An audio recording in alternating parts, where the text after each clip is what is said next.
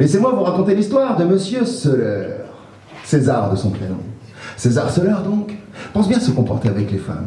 Il les respecte car, d'après lui, il les aime toutes. Il les aime jusqu'à en perdre la tête. César se dit même féministe. L'on ne sait s'il fémine que cette cause le touche, mais c'est un homme qui vit avec son temps. Et sur ce thème, il ne veut faire tâche. Alors César ne se reconnaît pas dans #MeToo. Un soir, César entre dans son bar de prédilection. Le bar atteint sur son 31, et fort de ses atouts, il est bien motivé à ce que ce soir s'exprime ses arts de la séduction. Il s'installe au comptoir, une bière forte à la main, et de son regard balaye la salle, afin de trouver celle à qui il ouvrira la porte de sa couche jusqu'au lendemain.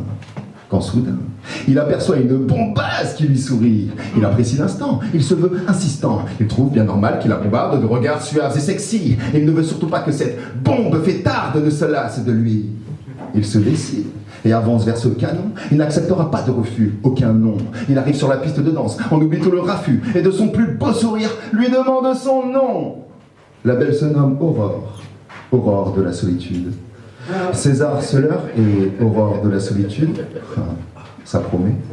Aurore trouve qu'il est plein d'humour, César trouve qu'elle est pleine d'amour, mais ils ne savent que leur relation ne sera que amère. Mais qu'à cela tienne, les jours, les mois, les années passent et ils sont toujours ensemble. Leur feu n'est toujours pas devenu cendre. Aurore aime son côté pressant, jaloux, légèrement possessif. Elle prend ça pour une preuve d'amour, une légère facétie. César, lui, aime qu'elle dépende de lui. Il aime sa détresse affective, leurs histoires de cul et quand elle culpabilise. Il se veut central pour elle. Si elle est le moteur de l'avion, lui c'est l'essence. Ciel. Les années continuent de passer et les taux se referment. Aurore n'a jamais raison. César lui répète, la ferme. Il lui met psychologiquement la pression. De plus en plus terne, elle s'enferme. Alors il s'en veut. César se leurre, pleure.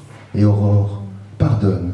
Elle se répète qu'elle est juste un peu trop impulsive, que le problème vient d'elle. Parfois même, la tension monte. De colère, il la cogne. Tout aussi vite, il redescend. Il s'en veut. César se leurre, pleure. Et Aurore pardonne. César pense qu'on ne peut pas violer sa meuf. C'est sa meuf, elle le désire forcément. C'est juste que parfois il faut avoir la main baladeuse pour qu'elle le désire vraiment. Alors, à l'excès, il force. Elle accepte excéder cette farce, par peur de se retrouver seule. Mais un jour, elle trouve le courage de l'accuser de viol. Alors il s'en veut. César se leurre, pleure. Et Aurore pardonne. Yeah.